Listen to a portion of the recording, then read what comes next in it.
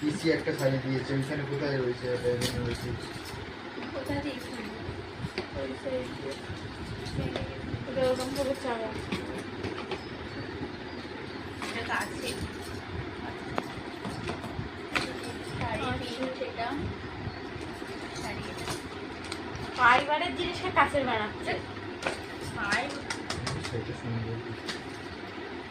আর সেই যে বাড়ি যাওয়ার আমি ফ্লিপকার্টে রেখে ঠুকে দিলাম, বাইক আমার পার পড়ে গেছিল, কেটে গেছিল, কেটে গেছিল।